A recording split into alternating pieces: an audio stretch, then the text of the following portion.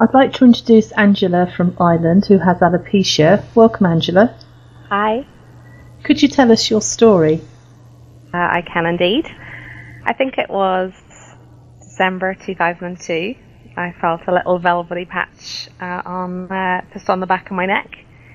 And I thought, how cute, it feels so soft. Little did I realise what was to come.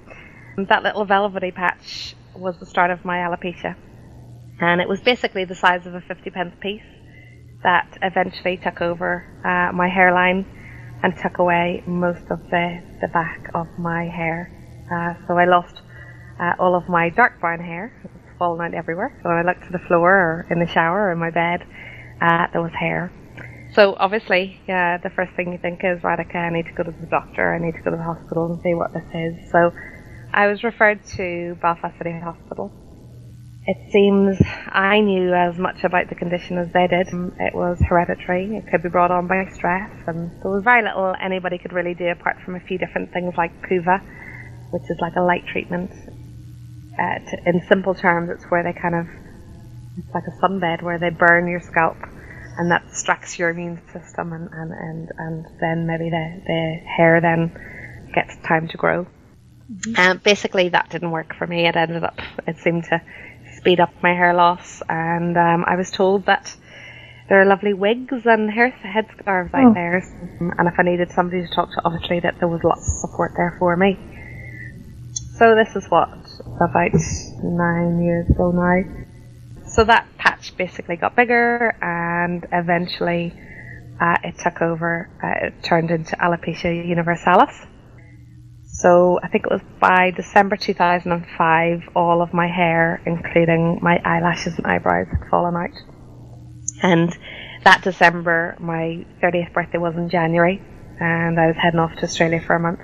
Well, I was going to New York first and then on to Australia, so it was devastating. I mean, for me, I was going off on this big trip to, celebrate my 30th birthday, and I looked in the mirror and I had like a little strand of hair either side of my side locks. Basically, I had 2 little strands of hair and a headscarf. So very, very strange. So basically, somebody had wiped me out. Somebody had kind of got I heard the term used as they erased your face. So basically, yeah. So I tried all sorts of lotions and potions, and when I was in Australia, I went to Byron Bay and I did all sorts of fancy stuff and got all sorts of treatments done, but nothing really seemed to work. So for years then afterwards, I kind of had been researching, and I'd been told that my hair would never come back, and I refused basically to kind of believe that or to accept that. So I constantly did my research, the good old Google and the internet and whatever. And what I did was, the more I researched, the more I seemed to see 2 words kept coming up in everything that I Googled or researched, and it was inflammation and basically autoimmune were the 2 things that kept coming up. So I knew I needed to reduce inflammation, because that's why my immune obviously was attacking because of the inflammation in my body. So I put those both in, and up popped wonderful Dr. Gilhooly from Glasgow and the Glasgow Clinic. And from there, that was I think that was summer of 2009, and I suppose things just really changed from there. I popped an email off to Dr. Gilhooly listing my different conditions, Alopecia Universalis being the main driver, and just bits and pieces of other things that I had, other complaints, and he highly recommended that I come visit, that he felt that this treatment, LDN, could greatly help. So off I went, got on a plane and went off and saw him, and I think it was probably something like October, kind of towards Christmas 2009, that I started on LDN, and also high dosage omega-3 as well, so anti-inflammatory. Started on that, and I think by January time, now I had not one hair on my head. I had actually, sorry, I lie, I had one hair. I had one little spiky hair at the front of my head that I used to feel, go right, if only that would kind of grow and more would grow around it. And by the January, lots of little tiny little white hairs had started to kind of appear. But the strange thing was, about this time, I didn't get excited. I wasn't holding a mirror up to a spotlight and investigating. I trusted that basically I had found what I needed to find, and I relaxed, got on with my life and did what I needed to do. And all of a sudden, months seemed to have passed, and the wig that I had been wearing that came off every evening, all of a sudden, every time I looked in the mirror, there was more hair. So what are we at now? We're May 2011. So you could say a year and a half later, and I now have, I would say, 90% regrowth on my head. My hair is black and white. So I've got patches of black and I've got patches of white, which many people tell me is actually really stylish. And did I go to a colorist to achieve that look? Mm-hmm. But that is how my hair has grown back, and I love it. I'm extremely grateful. I've been to the hairdressers today, got a trendy new haircut. All of my other conditions, things like IBS, polycystic ovaries, other conditions like that, have all greatly improved. So my overall health and well-being has changed.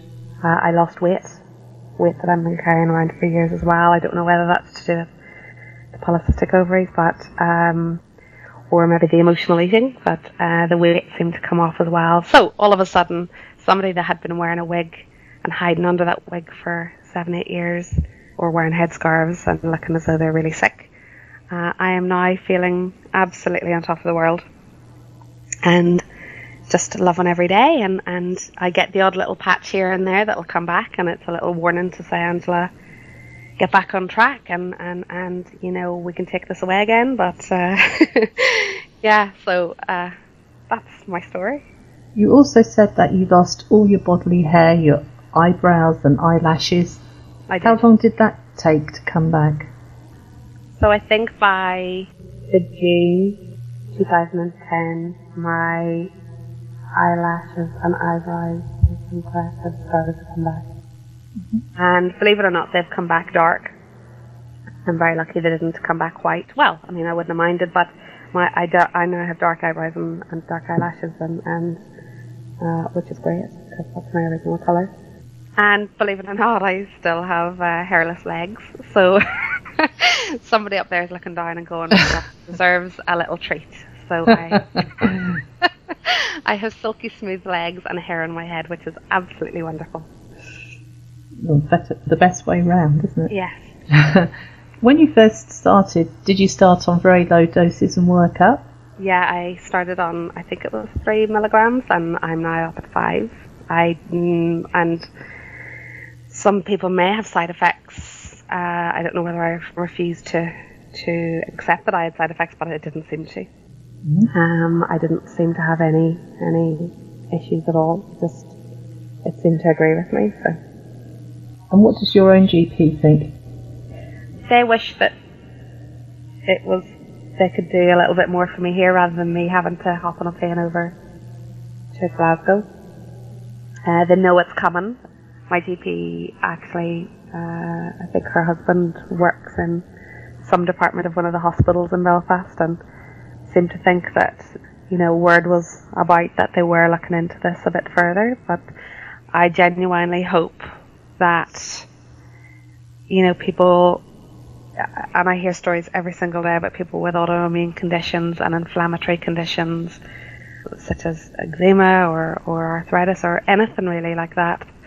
Mm-hmm. And, you know, quite severe sometimes, and even people with alopecia. I just hope that doctors out there will begin to acknowledge this, and without sounding dramatic, it's changed my life in just under 2 years.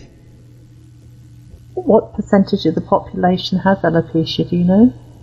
No idea, but the thing about alopecia is it's hidden and people are embarrassed about it. You know, the minute I lost my hair, I put on a headscarf and okay, I looked sick for, 6 months. I then very quickly went to the local wig shop and bought a wig and, perfected my makeup, so I tried to look half normal. So people are hiding the condition.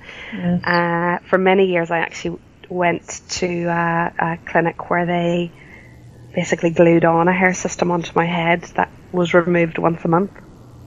So an even more semi-permanent solution.